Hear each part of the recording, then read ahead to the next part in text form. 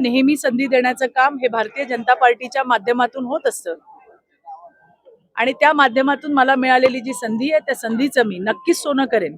माझी लढाई सुरू आहे.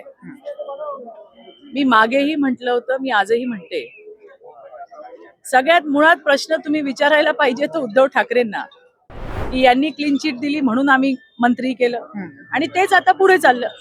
त्यामुळे हा प्रश्न तुम्ही काय मला विचारता. माझी तर लढाई चालू आहे.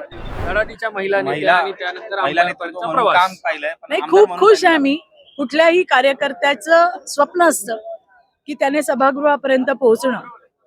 मी, आमचा पक्ष भारतीय जनता पार्टी, माझे नेते, आमचे लाडके देवाभाऊ प्रदेशाध्यक्ष बावनकुळे साहेब यांचे मनापासून आभार मानेन की त्यांनी मला या ठिकाणी संधी दिली. आणि त्यामुळे चित्रा वाघ, जिच्या मागे कुठलाही राजकारणाचा इतिहास भूगोल नाही, अशी सर्वसामान्य घरातली एक महिला ही या सभागृहापर्यंत पोहोचू शकली, याचा मनापासूनचा आनंद आहे. 5 वर्ष भारतीय जनता पार्टीमध्ये काम केलं, पक्षाने मला संधी दिली.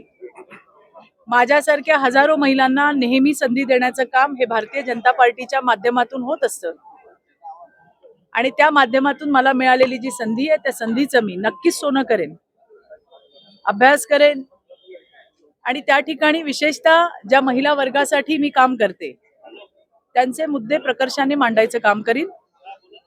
त्यांच्या जीवनमानामध्ये सुधार आणण्यासाठीचा प्रयत्न करीन, त्यांच्या चेहऱ्यावर आनंद आणायचा प्रयत्न करीन. मला विश्वास आहे की हे जे सरकार आहे महायुतीचं, ज्याचे प्रमुख आमचे लाडके देवाभाऊ आहेत, महिलांचे अजूनही बरेच प्रश्न अनुत्तरित आहेत, त्याच्यावरती काम होईल आणि चांगल्या पद्धतीने महिलांचं जीवनमान सुधारायला मदत होईल. काही काल मंत्रिमंडळ विस्तार झाला पण अनेक जण नाराज आहेत महायुतीमध्ये.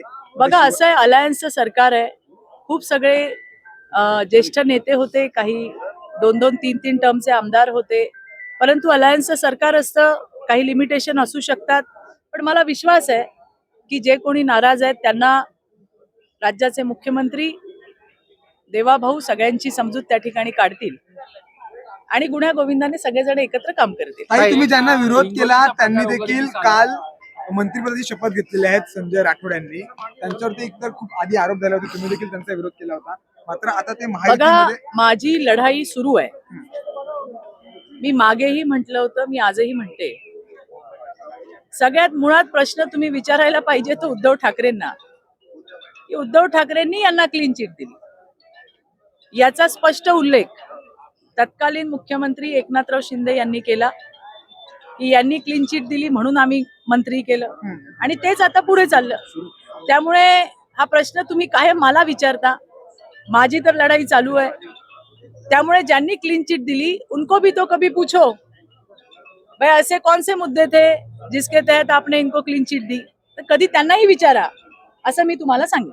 थँक्यू. हिंगोलीतला एक प्रकार उघडकीस आला होता की काही महिलांची शस्त्रक्रिया झाली आणि त्यांना उघड्यावरती. मला वाटतं त्याच्या बाबतीत प्रकार संभाजीनगरमध्ये पुन्हा उघडकीस आलेला. मी माहिती घेते, परंतु मला एवढं आठवतंय की हिंगोलीमध्ये जो प्रकार झाला त्याची तातडीने चौकशी करण्याचे आदेश हे मुख्यमंत्र्यांनी त्या ठिकाणी दिलेले आहेत आणि जो संभाजीनगरचा प्रकार तुम्ही म्हणताय तो मी जरा चेक करून सांगते. थँक्यू.